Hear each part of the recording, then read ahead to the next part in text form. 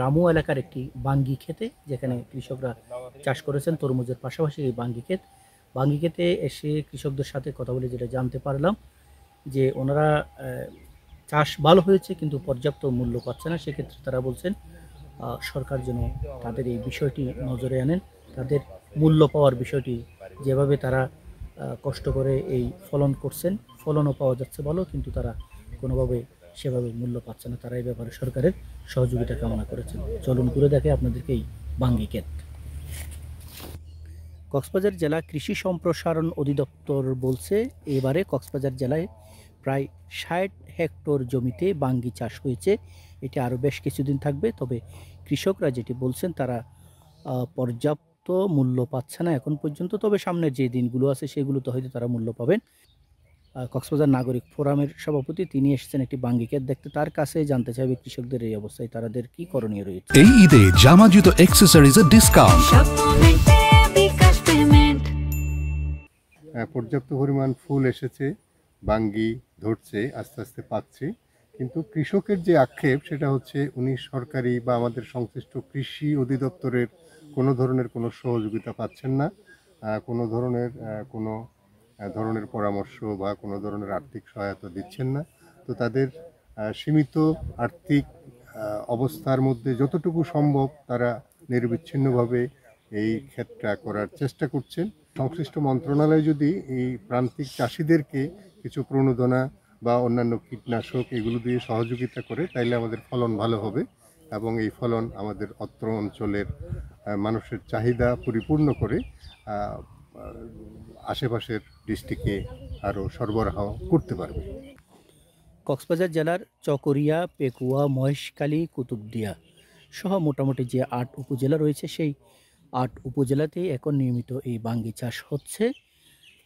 এই বাঙ্গিটা কক্সবাজারের চাহিদাও রয়েছে সাধারণ মানুষদের মাঝে, তারা এটাকে খুব পছন্দ করেন, সেই কারণে প্রতি বছরই এটির চাষও বাড়ছে বলে আমাদেরকে জানিয়েছেন কৃষি বিভাগ। অনেক শ্রম দেখতে পাচ্ছি এখানে বাকি ক্ষেত্রে আমাদের রাজারপুর ইউনিয়নে অন্তত প্রায় ২০০০ হেক্টরের অধিক আমাদের পাশাপাশি বাকি ক্ষেত দেখতে পাচ্ছি। অনেক কৃষক এখানে লগ্নি করতেছেন, বিভিন্ন এনজিও থেকে টাকা নিয়ে, ব্যাংক থেকে টাকা নিয়ে লগ্নি করতেছেন, কিন্তু দুঃখের বিষয় হচ্ছে বিশাল অর্থকরী ফসল মানুষের পুষ্টি যোগান দিচ্ছে, বাজারে ফলের যথেষ্ট যোগান আমাদের এই অঞ্চল থেকে হচ্ছে। অন্তত কক্সবাজারের বিশাল একটা অংশ আমাদের রাজারকুলে ভাঙিয়ে দিয়ে বাজার চলে হয়ে যাচ্ছে। তবে কৃষকদের একটা দুঃখ আমি দেখতে পাই প্রায় সময়, এটা হচ্ছে বাজারে সরকার নির্ধারিত মূল্যের চেয়ে অনেক বেশি টাকা দিয়ে সার কিনতে হচ্ছে। কীটনাশকে মানুষ ঠকতেছে খুব বেশি। এখানে তদারকির দরকার।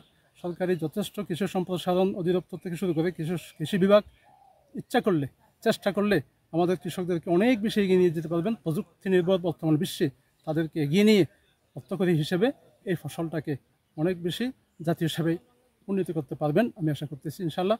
বিশেষ করে কীটনাশকের এই অবৈধতা, কীটনাশক মিশ্রিত কীটনাশক এবং দুর্বল কীটনাশক দিয়ে যা চাষ ব্যবহার হচ্ছে এবং অতিরিক্ত মূল্য দিয়ে সার কিনতে হচ্ছে, সরকার নির্ধারিত মূল্যে ডবল মূল্য দিয়ে, এগুলো যদি বিবেচনায় নেন কর্তৃপক্ষ তাহলে আমাদের কৃষকরা আরও বেশি এগিয়ে যাবেন এবং অর্থকরী পুষ্টি নির্ভর এই ফসল ভাঙ্গি এটা কিন্তু আরও বেশি ফলন বেশি বাড়বে এবং আমাদের জাতীয় অর্থ বিভাগে এটা বিশাল অবদান রাখবে বলে আমি আশা করছি। আমি সকলকে ধন্যবাদ। কৃষকদের এই বিষয়গুলো দেখতে মাঠে এসেছেন গণমাধ্যমের একটি প্রতিনিধি দল, তারা কথা বলছেন কৃষকদের সাথে।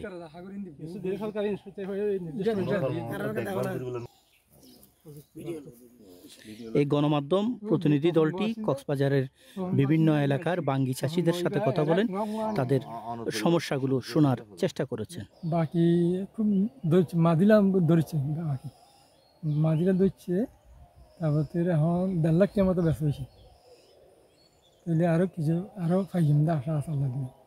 কক্সবাজারের আমরা বেশ কিছু বাঙ্গি চাষ দেখলাম, কৃষকদের সাথে কথা বললাম, তারা যেটি বলছেন যে নিত্য প্রয়োজনীয় যে এই বাজারে যে বাঙ্গির যে মূল্য সেটি খুবই কম, তারা এই ব্যাপারে সরকারের সহযোগিতা কামনা করেছেন। সরওয়ার মানিক, চ্যানেল আই, রামু, কক্সবাজার।